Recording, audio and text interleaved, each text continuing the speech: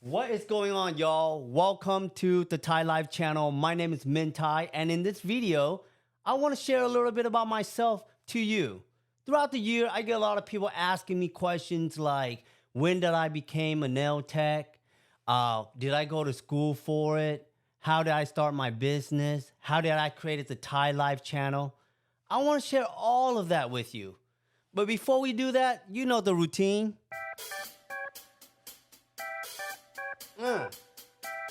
Get it.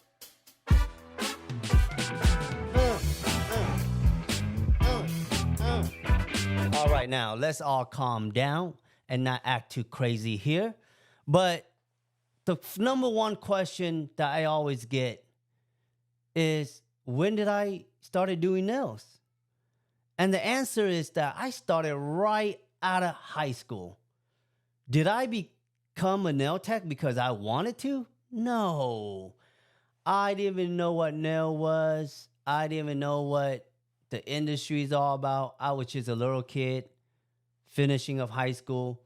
I went and applied for a job at Walmart, Walgreens. Nobody called me. My family was getting frustrated. My family was like, you need to go find yourself a job. You can't just sit at home and do nothing. For real. And at that moment right there, my brother, he had a salon. It's called Luxury Nails. And this was around year 2002, right when I finished high school. So, I just like, okay, fine. I'll go out to your salon and, watch you work, see what you do. So I did that. The first week, I was just watching, looking over people's shoulders. I was scared. I was really scared. But then, of course, the only way to get experience, you just got to do it. So I started out doing manicure, pedicure. And then, I was like, wow, hey, I'm actually making money. Imagine in high school, I never had money. I never asked my mom for money. She didn't have any money to give me. That was my perspective. So, I make a few bucks here and there. And I was like, man, okay, I'm doing good, And then from there, my brother was like, hey, man, if you really want to do this for real, you got to go get yourself a license. So there it is. I went to beauty school. It's called Madeira Beauty College. And then all I remember about that school was that I didn't have to pay for anything. And it was like a turn-up school. What do I mean by that? It was like we were learning, but every single week somebody was graduating. And every time when someone graduates, it's like a party up in the mix at the school, y'all. And people will have barbecue, beer, liquor. I mean, whatever you call it back in the days is, you know what I mean? It was like that.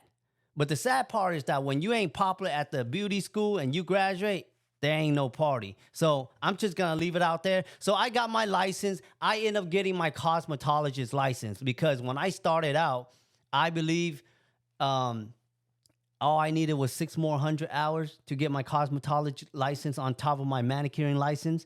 So I say, what the heck? Just go ahead and do it. So look, fast forward, I got my license. And then did I do acrylic right away? Absolutely not. I was so scared. I told you all I did was pedicure and manicure for the first 2 years until I start seeing new people coming in and they're doing acrylic. And I asked myself, like, do I really want to scrub feet all my life? I'm still young. Come on, like, I can do better than that. So, I started practicing acrylic. I sat on the table. I laid the monomers out, the powder, and I was just applying on the tips until I get better at it. That's how I started it. So that's how I started doing nails, y'all. Now, the question is, did I do nails since I was 18 all the way until now? There was a gap between them because back in the days, nails was not like today. Today, people have a decision to do nails. Back in the day, a lot of time, nail was like the fast way to make money. if you were new to the country, if you not very educated. That was the perception, okay? That was what people view you as a nail tech. But today's different, y'all. But we're not talking about today. I'm just sharing with you guys a little history about how I started as a nail technician. So as I, start doing nails, my brother was like, "Hey, man, we got to open up another shop. Can you help manage the other shop?" And at this moment, I was like, "Oh shoot, my skills not really that good. Why would I manage?" But I still say yes anyway because he promised me that he was gonna pay me $500 a week, and that will sum up 2,000 a month. And in my head, it's like, look, I'm 19 years old. Where do I find somebody to pay me $2,000 a month at that time, right? So I take it. We didn't do too well. We ended up selling the business, but that's not because we didn't do good at the nails. We were selling the business because it was a bad location. So location really matters. So, at that moment, I started dating my wife. We met. I believe, 20, and she was 19 or 18, or I was close to 21, somewhere around there. And she was very educated. She's going to be a pharmacist. And in my head, I'm like, well, if she's a pharmacist, that means her parents going to be hella picky about who she's going to bring home. So, I got all of that planned in my head, y'all. I got that all planned into my head. So I'm like, you know what? I better get my ass back to college. So from there, I enrolled in college and I decided to get my business degree. And I did all of that. And throughout the process of getting my degree and doing nails, in my head, I didn't want her to be a nail tech because at that moment right there, my wife and we were struggling really badly in our relationship because her parent was against our relationship because, I was not good enough for her, which is okay because you know what? Now that I have kids, I don't think anyone is good enough for my kids. So I feel where they're coming from. I'm not mad at them. It was a struggle at that moment when I was in my 20s with my wife now, okay? So now, let's fast forward a little bit. I know I'm talking a lot about my life story, but that's how I share with everybody when they ask me how I become a nail tech. I give them this whole history line until where we at today. So I got my college degree and I decided, like, look, man, I got to get a corporate job because if I don't get a corporate job, there's no way in hell her parents going to let me marry the love of my life. You know what I mean? So that day, I stepped down being a nail technician at the age of 28. And I told my sister, I was working with my sister, and at that moment right there, I was also cutting hair because she owns a hair salon and she also has a nail station in there. So I told her, look, I'm gonna go ahead and work in corporation. I had to let go a lot of clients at that time, y'all. I had a lot of clients, and it was back in the day. We were not very tech savvy, so everything was written down on a piece of paper about who's your appointment. They book in advance or all that, or they call into the shop, right? So I became working for Toys R Us Corporation, store managers. I did that for like 5 years. But, after a while, I'm like, and at that moment right there, y'all, I married my wife already. Yup. The moment I got corporate job, the parent was like, all right, yeah, that's fine. You can marry my daughter. Go ahead and take her. We're getting kind of tired feeding her and all that. She ain't contributing. No, I'm joking, y'all. Don't get me wrong on that one. But anyway, so that's how I, got to marry my wife is because I got the corporate job. But then after I worked for a while, we about to have our kids and, corporation job, it was tough because it's pretty much like require you to be there at a certain time. And when you have kids and you're about to have a family, those times are very valuable. And I was not going to put up with that. So I told myself, like in my head, I was like, you know what? I always want to open a salon. And the cool part about it is that when you get older, your mind starts thinking more realistically, like, look, any job is a good job. Like people have this thing where you have to have a certain type of status quo. But at the end of the day, if you're making money, hustling, and you're doing the right way, money's money. You feel me? So a job is a job. So that's the way I start looking at it. So I start, expanding expanding myself. I start, expanding myself to different areas. I got my real estate license, and then I opened up my business.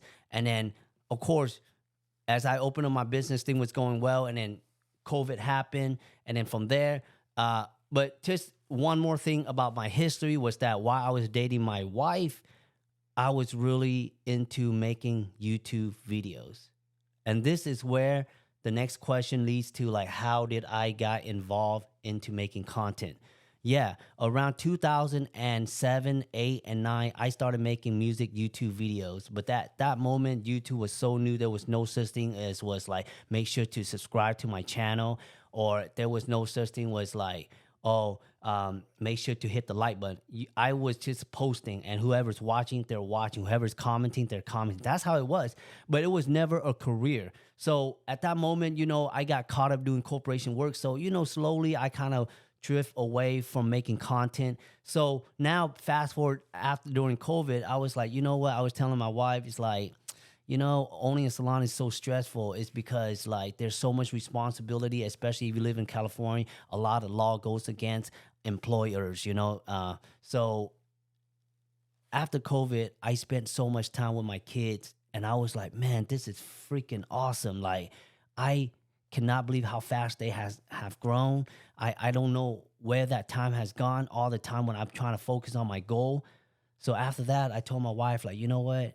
I want to make content because I always love sharing my thoughts about nails industry. I love sharing my knowledge. I hate gatekeeping because I feel like I've been through a lot, y'all. I've been through a lot of struggle. Everything that I've been through is all about crawling out from the hole. It's never about putting a silver spoon in my mouth to begin with, y'all. I was not raised like that. And I want to make sure that everything that I have earned to today is all my hard sweating work, y'all. I'm not even kidding with y'all. So that's why I'm here today. I want to share all my thoughts with you. And that's why my best introduction of myself is the story that you just heard, y'all. And I can't wait until I have more episode of sharing with you my life story, my experience in the nail industry, all the struggle that I've been through, because nothing is easy, y'all. Everything takes time, takes hard work, but you just got to keep it grinding. One thing about me that y'all would know is that I don't give up. I will keep grinding until that needle becomes nothing, okay? That's how much I freaking grind, y'all. And that's a little bit about myself. If you guys have any questions, leave it in the comment. I know I don't want to drag this video too long. I got more stories to share with you, but that's how I became a content creator. I just love my time being at home with my kids. I love sharing my stories. I love teaching you guys the positivity. I love bringing good vibe to the community. That's what I am all about. I am here to support, and I am here to help guide the next newcomers into the nail industry. And if I do my job correctly every day, it has satisfied me. So I want to say thank you so much. That is a little bit about myself. Now I'm married, happily with 3 kids. And the only thing that I have right now in my goal is continue pushing myself harder, trying to create an awesome podcast. I'm going to do this podcast like hopefully daily, maybe 15, 20, 30-minute segment a day, just to share with you guys my thought, hopefully motivate you guys, push you guys to the next level. But the main thing is that we all stay connected, y'all. Thank you so much. But before we get emotional, you know how we do it. Get